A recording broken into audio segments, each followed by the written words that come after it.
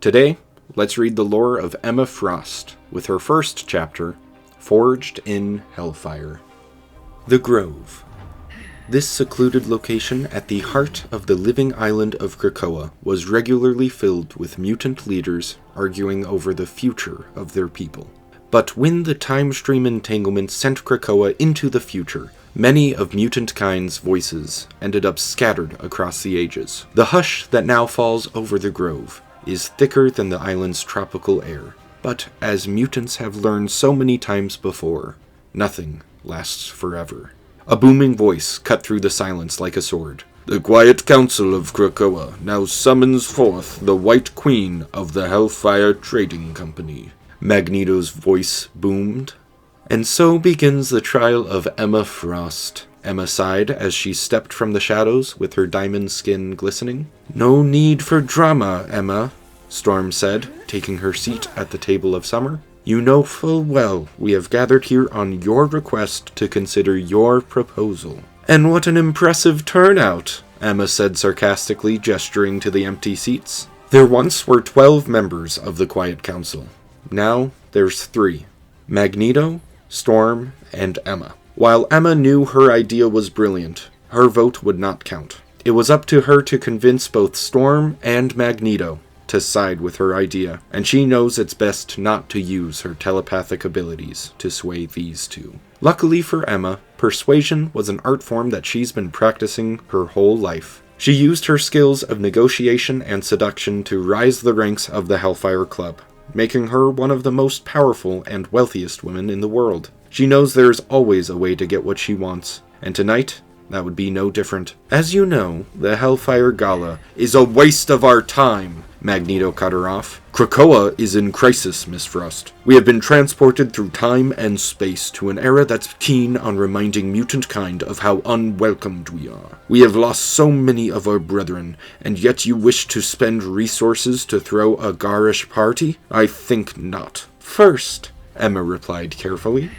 my parties are anything but garish. They are the height of extravagance. Which is true. Anyone with power, fame, or importance would love to be invited to the Hellfire Gala. But the plans for her last event were paused due to the entanglement, and now is her time to change that. Second, the gala is an opportunity to show our new reality that mutants are not going anywhere. A debut ball, if you will. I believe Logan has already made everyone well aware of our presence, Magneto frustratingly said. He was doing what he thought was right. He meant no harm, Storm replied. But Magneto is correct, Emma admitted. When Wolverine allied with the human resistance, he got caught up in events that drew the attention of many threats. He may have saved Captain America's life, but it made him an outlaw to the public eye, Doom, and the megacorps that run the society. Though Logan is one mutant, all of our reputations were damaged in the process. That's a bit harsh, Storm responded, but you're not wrong. Logan was reckless. Reckless, perhaps, but it may have opened unexpected pathways to victory, Emma responded. Alchemax has launched countless lawsuits against Krakoa. Tell me, how does this lead to victory, Emma? Well, we have something that Alchemax does not. Medicines that actually work. The flowers of Krakoa have been proven to work miracles in fighting mutant and human diseases. They yield 10 times the results of Alchemax medications, with none of the nasty side effects. And now the whole world has access to them. Take a look at these reports. You've directly targeted 60% of Alchemax's business, Magneto said, his anger flaring. That's akin to declaring war.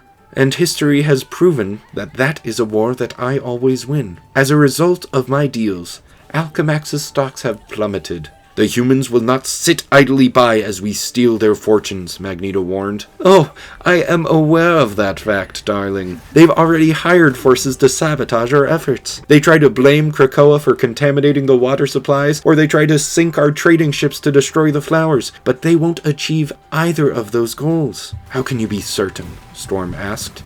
Because I've been on board the Marauder every time it sails with a shipment. The mercenaries in this day and age are much weaker than where we come from. When I've read the minds of these mercenaries, I've discovered they were hired by the public eye, and you can only imagine the amount of blackmail material I have now gained on the all-knowing police force. With our new leverage, I doubt they'll be making moves on us for a long time. I'll admit, Emma, I'm impressed.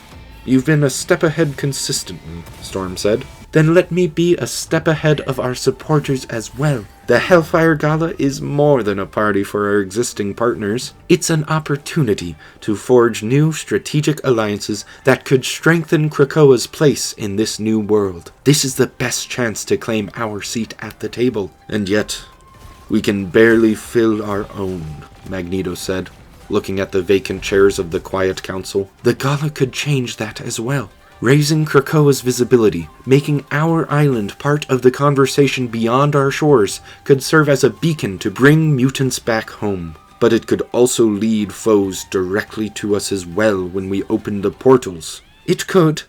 But with every hero from across reality gathered here for the festival, I have a feeling we can take on anyone foolish enough to crash the party. You have always been unorthodox in your ways, Emma, but you have always had Krakoa's interests at heart.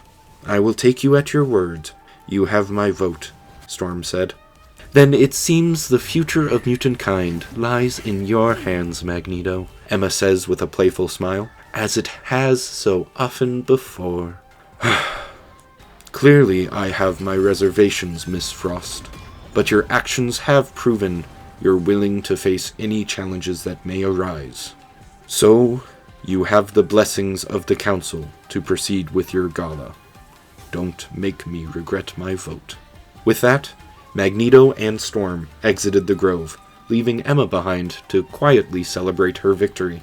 But she doesn't have too much time to enjoy this moment, as she knows there is many plans still to be made. Before she departed, she heard a sound inside her head. She turned to see the giant face of Krakoa manifesting on the giant tree in the council chamber. Emma walked over and put a gentle hand on the surface. Don't worry, dear.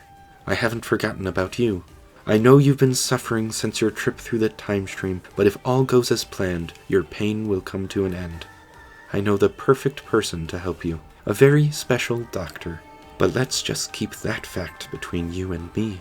As Emma began to walk away, she turned and held her finger to her lips, signaling for Krakoa to remain silent, because if the others knew our little secret, they would have never voted yes. That was Emma Frost's first character chapter. I hope you enjoyed this longer version of this character chapter series. I really liked using the intro cinematics to show who's talking. Do you think I should do that more? Do you think I used it too much? Let me know your thoughts on this new version, or just what you thought of the character story. It was very intriguing, which is why it's 7.5 minutes long. Well, anyway, thank you very much for watching, and have a nice day.